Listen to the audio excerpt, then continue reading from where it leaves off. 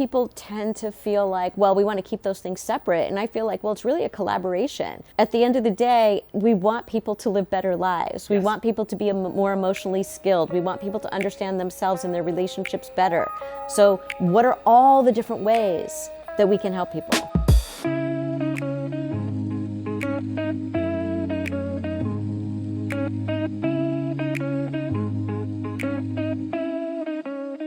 I think with Ash, people sometimes go further than they will with a human to just explore, like, what's the most horrible thing that I could say to an AI? I have to wonder, like, is the person being real? Is this action? Or are they just like, is this the unconditional positive regard thing? Are they kind of testing that limit and having the opportunity to be like, well, if you're really an AI and you're really non-judgmental, let's see if I can explore like the worst things I can say and see if you're going to hate me then. I think the thing is that people don't know the difference between I did something bad and I am bad. Yeah. Just because you do something bad doesn't make you globally a bad person. Mm-hmm. And that's the reason that I think people might be more forthcoming with Ash, is because they know that Ash isn't going to think I'm a bad person. And they worry that just because of our own human interactions, that the therapist might think I'm a bad person. Yeah. Though the therapist won't, by the way. On that point, how do you think they know that Ash isn't going to judge them? I think that people feel like, you know what, it's really, we are a tribal species, right? Like, we need to belong. We used to need to belong in order to survive. We still kind of do, because loneliness is deadly,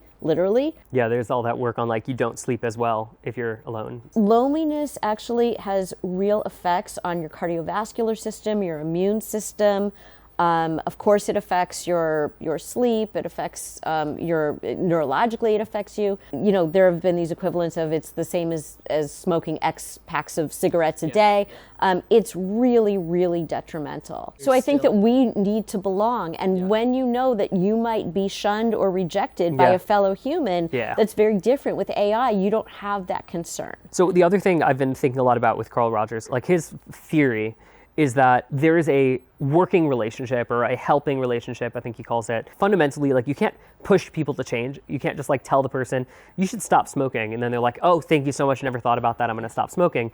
But you can create like a certain kind of helping relationship. And he sets some foundations. And of course, different theories have emerged since that build on top of that. But his thinking is like, if you can create that safety, that helping relationship, that's the pivotal place where this other person will change, only by accepting themselves the way that they are, that they can like let go of how they are, that they can embrace something else. I think that's so interesting because it opens for us the question of like, could you have a helping relationship with an AI?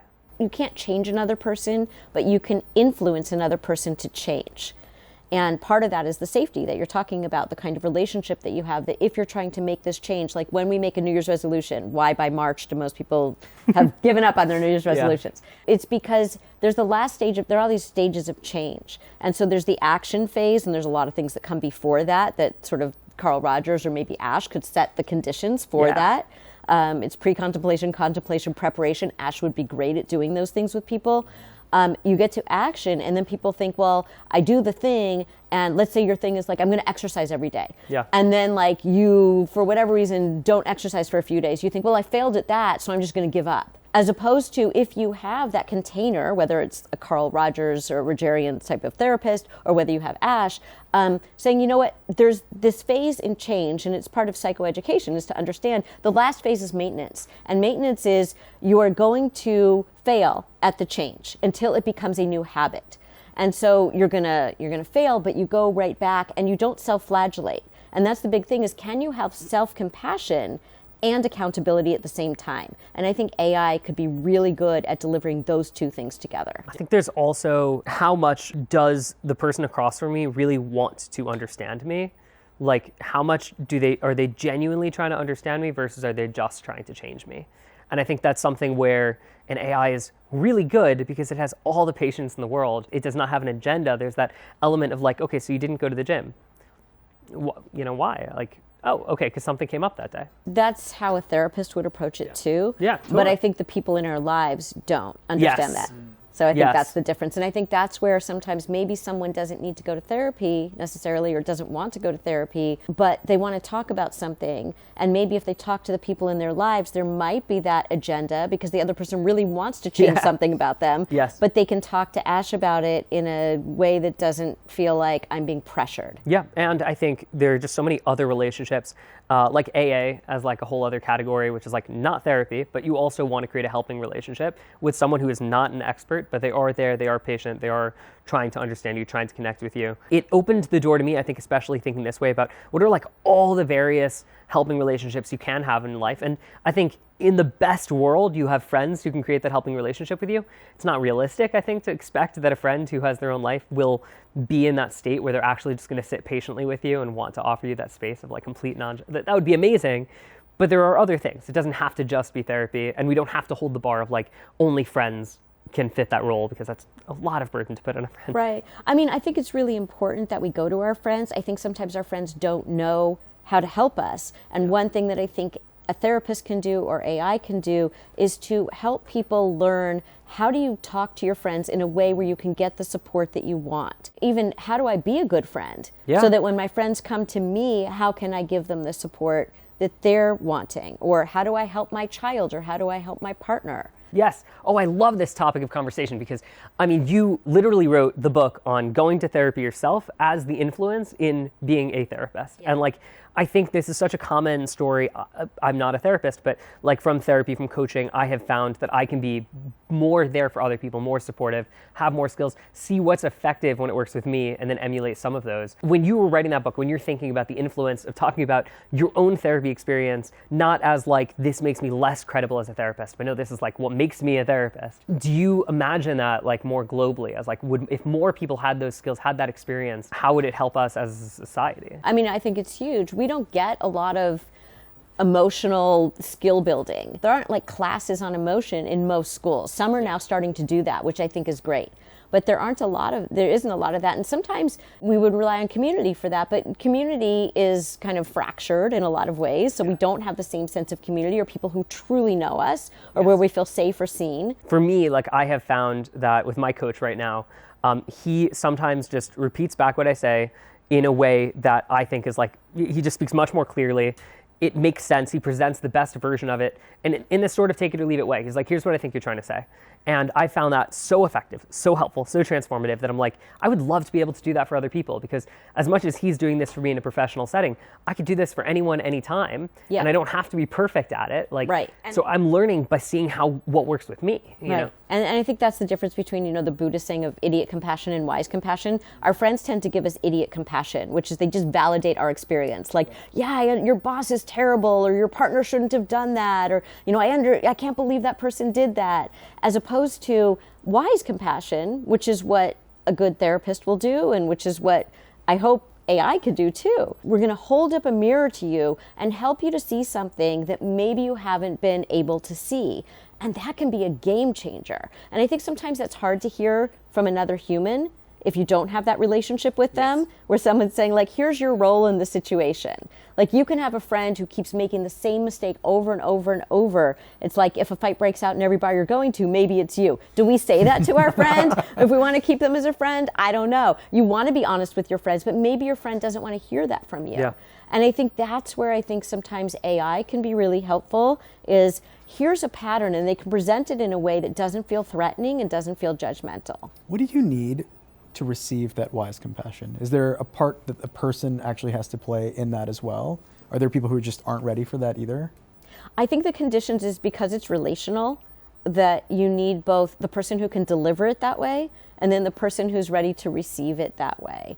And it's an alchemy, really. But I think if you're going to something like Ash, you want that. Like, the reason you're there is because, hey, I keep having this argument with this person in my life, or, I feel stuck in this way and I don't know what's going on. And to be able to hear like, here's something that's going on out there, and maybe here's your part in it. Because we're all doing this dance, right? Like, someone does dance steps, we do dance steps, we're dancing. And if you change your dance steps, then the person that you're interacting with has to change their dance steps too. And I think that we need someone or something or some way of getting that information, not only for ourselves of like, what is my role in this, but perspective taking. What might they be thinking?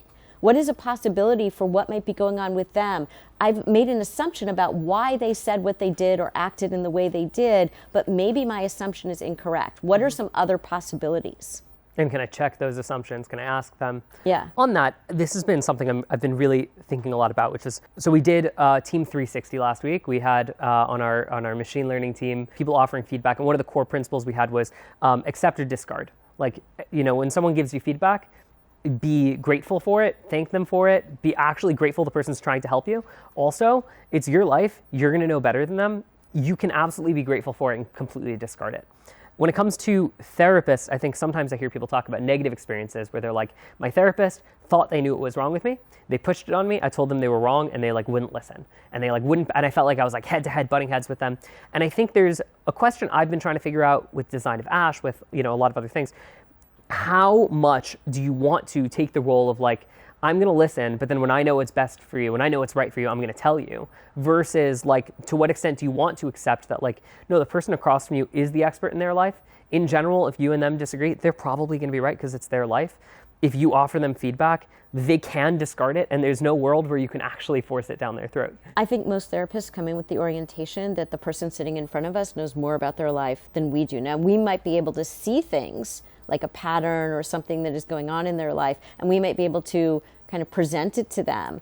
But, when people are always they want their therapist just tell me what to do. Yeah. I know what I would do in that situation if it were my life, but that doesn't mean it's what you would want to do in that situation. So that's why people always say, why won't my therapist just tell me what to do? It's because they don't know. Yeah, you know what would be better for you. Or you have to make a guess and you learn by trial and error. And if it doesn't work out this time, then you have information for next time. I think it could be so powerful sometimes to even say one thing I might do if I were in that situation would be X, but I also have no idea if that makes sense for you. Right. When we think about AI, especially, we really want autonomy to be first and foremost, which means that offering ideas, offering advice, that's great. But only within this premise always of you can't possibly know more. You have so little knowledge about this person's life. They've spent their entire life in their own shoes. You've spent an hour hearing their version of it.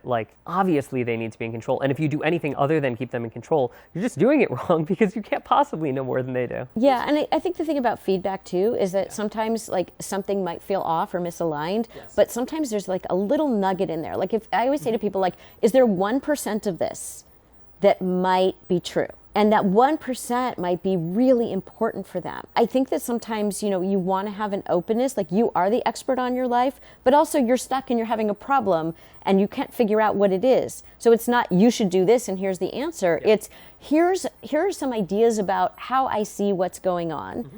I may or may not, have the whole picture, but I have the limited vantage point that I have.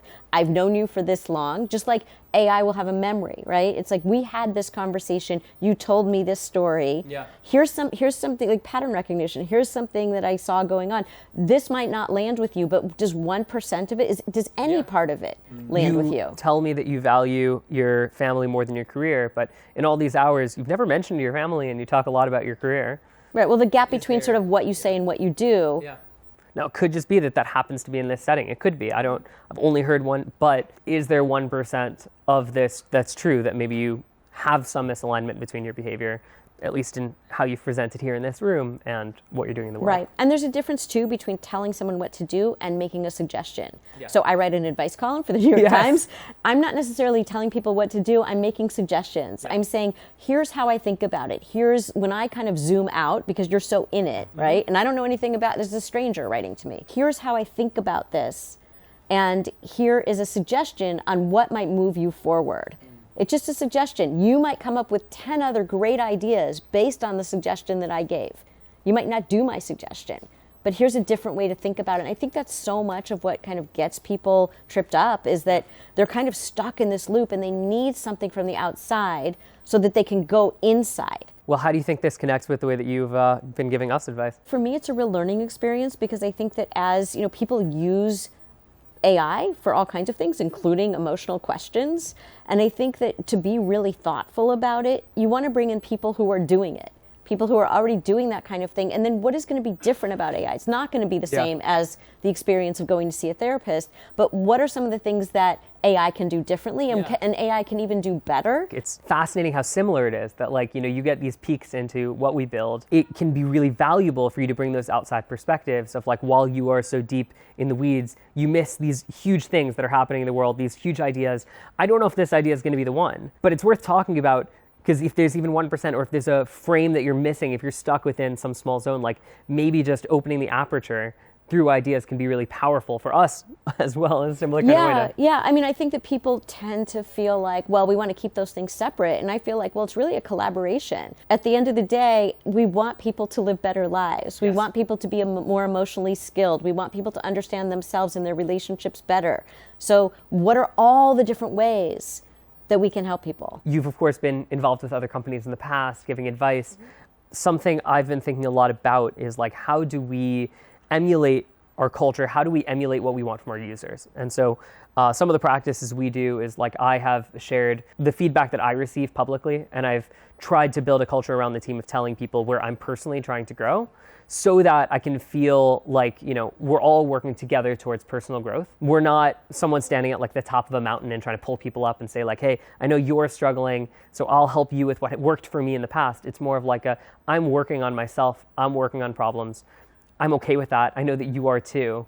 We're both in this kind of thing together. Are there any, like, practices or any thoughts that you have on how we can, as a company, emulate the same kind of culture and values that we hope for our users? Yeah, I mean, I think you're already doing it. I think transparency is really important. So, when you send out things and you say, I'm working on this problem and I'm thinking about it in all these different ways, what do you guys think too? That's so important. You're not saying, like, I have the answers and you're afraid to not know. Saying, I don't know is a great place for creativity, growth. When people come to therapy and they're just like, I don't know, I'm like, this is fantastic. I don't know is the best place to be, because then you're open and you're thinking in this really broad way. Really helpful. Both Neil and I have been doing these programs recently. For myself on interpersonal skills, and Neil on intrapersonal skills. We'll maybe swap next year or something. Yeah. But it's been awesome. I think perhaps the biggest thing I've been learning is, like, I had previously felt like being confident and having a vision and having clarity to everyone was so important. I keep finding the opposite, which is that the moments where I get everyone's attention the most are those moments of vulnerability. When I ask a question, when I say, I'm going to share 2 theories, both of which I believe, and they directly contradict each other. Mm-hmm. And I think it has been so interesting to see how it builds trust for people to know that, I think everyone already knows that I don't know all the answers. And so it just kind of looks like bullshit if I pretend I do. It's been amazing to see how showing vulnerability invites that same vulnerability and allows everyone to feel like you and I are working together on the same problem. Right. Whenever I talk to leaders, they always want to know, how much should I talk about? Like, how much should I share? Yeah.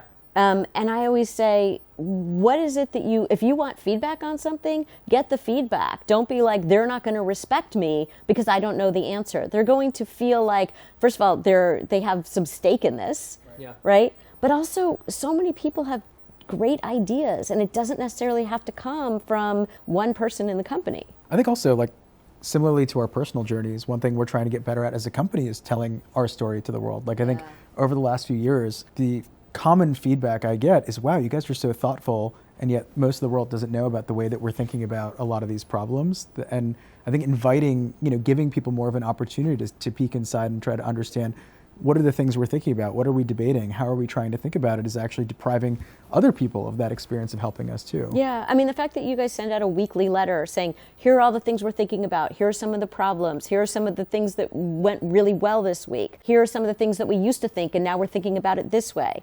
That's so helpful.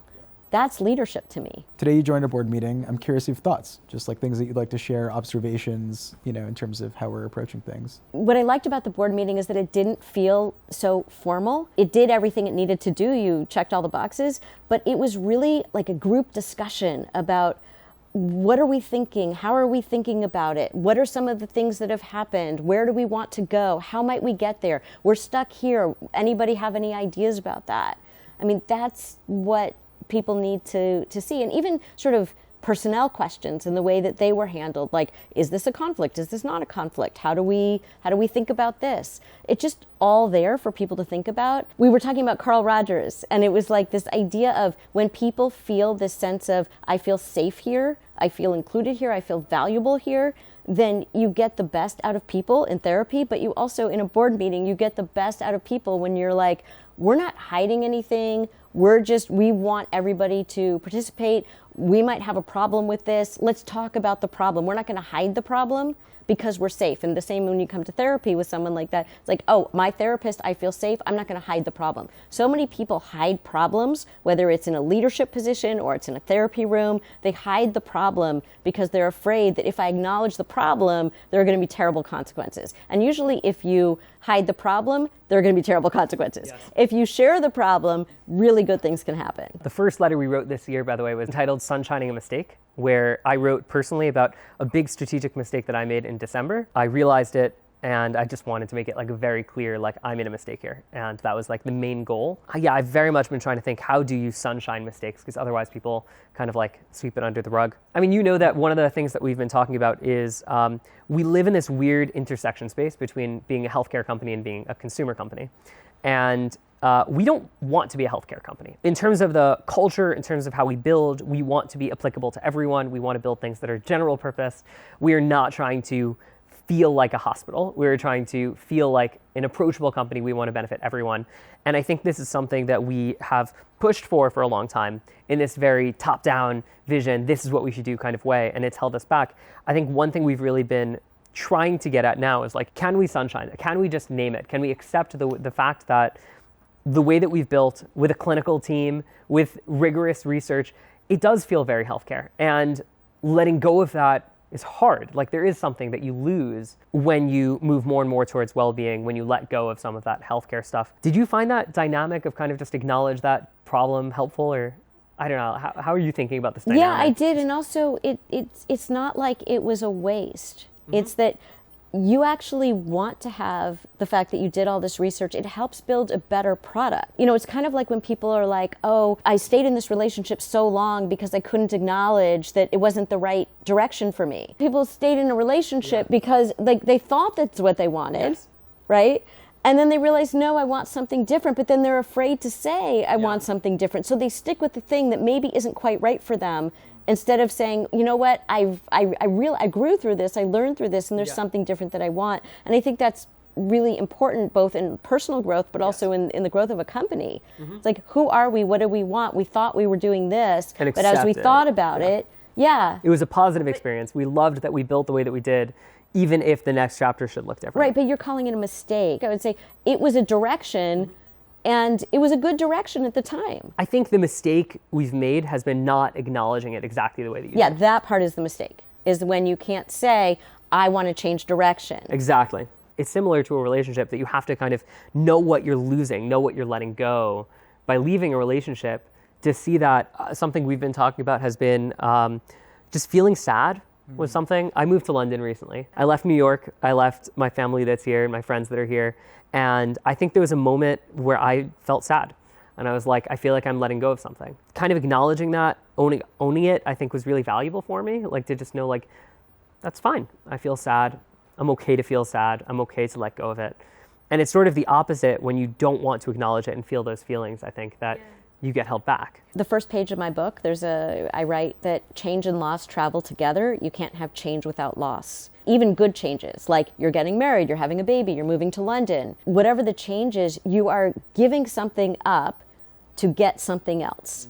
And that's just the nature of life is change. And the nature of change is loss. So people don't want to change because they don't want to feel the loss. And then they don't get the gain because they're not going to change. Why is loss so painful? Because we're holding on to things. It's hard to let go of something. People will say like, I knew I wasn't happy in this job, but I couldn't deal with like getting new colleagues, because we like certainty and we know the thing that's in front of us, but we don't know what the other thing is going to be like yet. So it's scary to go into, well, I like these colleagues even though this isn't the right job for me, and if I go into this other job, then I don't know what the colleagues are going to be like. you have to let go of certain things. Okay, something I'm really curious about. I feel like I'm in risky territory asking this, so if you are not comfortable, let me know. But I notice when I talk to you sometimes that you obviously have a huge amount of expertise and experience, and you speak from that kind of expertise and experience. In your book, you write very much from first person, from your experience, from a place of vulnerability. There's almost like these two sides that I get to experience between your books and your expertise, your public image, your TED Talk. And I do wonder, when you think about the clinical practice or anyone's clinical practice, like, where is the role for that personal vulnerability? Like, when you're talking about loss, is it valuable to talk about, a time that you had to let go of something? I think the fact that you're a person in the world who has experiences informs who you are as a therapist, but you're not discussing your personal experiences in therapy in general. And I say in general because there is a time and a place for what we call self-disclosure. It's so rare, and it's usually, something that organically comes up, but you have a real understanding in your mind before you disclose it of how will this benefit the person sitting in front of me. And if I can't name that and articulate that, then I'm not going to self-disclose. If I don't have a real articulation of how will this benefit them to know. And an example would be, I had a colleague, she had a patient and their child had Tourette's syndrome. And this person felt so alone and felt like nobody really understands what that is like. Well, the therapist had a child with Tourette's syndrome and decided to disclose that. Not that their experiences would be the same. It's like two people with cancer are not the same. Two people who got married are not the same, right?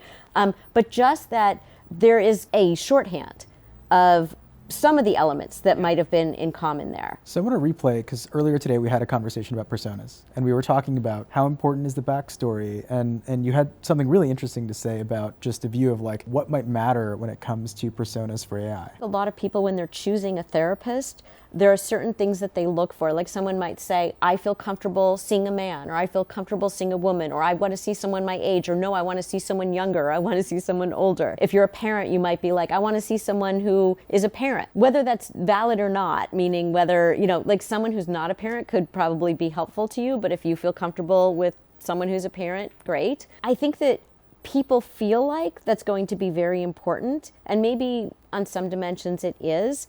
But I think that you don't know your therapist's backstory. Like, you don't know anything about them, but your therapist brings it anyway. You bring your own history, your own experiences, your own view of the world. That's what I thought was so nuanced and actually important, at least to shape my understanding of it, because originally, often when you talk about, okay, there's a character who is a parent, right? You would expect, oh, well, that character's gonna talk about their kids and whatnot. But I think exactly. Like, say more. My experience with my kid is going to be different from your experience with your kid. I want to understand your relationship with your kid. I want to understand more about who your kid is. I want to understand what's getting in the way of whatever relational difficulty that you're having or whatever worries you're having. That's different from my experience. What I do know as a parent, though, is I know what it's like to worry about your kid. I know what it's like to feel like, oh, we're having conflict and I can't figure out a way around this. That I know. But I don't know the specifics of your situation because of mine. I know it because I'm getting to know you. And I know you mentioned actually a few months ago, I remember when we talked, you mentioned there's actually a risk if you have those like very unique traits about a person, very unique life experience. If you're an immigrant and you're talking to a therapist that's an immigrant, it can be good to have that shared experience.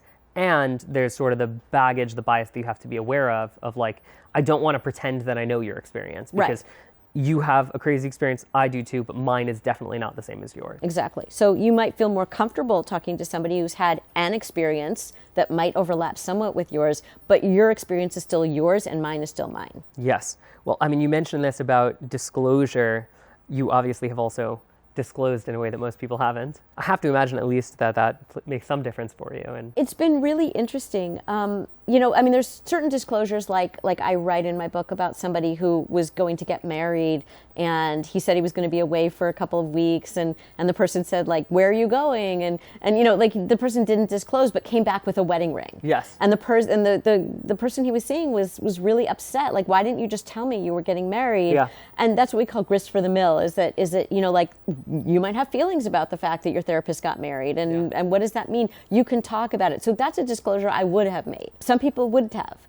But I think for me, because I wrote a book that was very, very public, where you see, we follow 4 of my patients as I am their therapist, and then I am the 5th patient in the book as I go to see my own therapist. I did not know that millions of people would read this book. In fact, publishers did not even want this book. So I thought, like, well, for the 3 people who read it, I hope it will be very useful for them.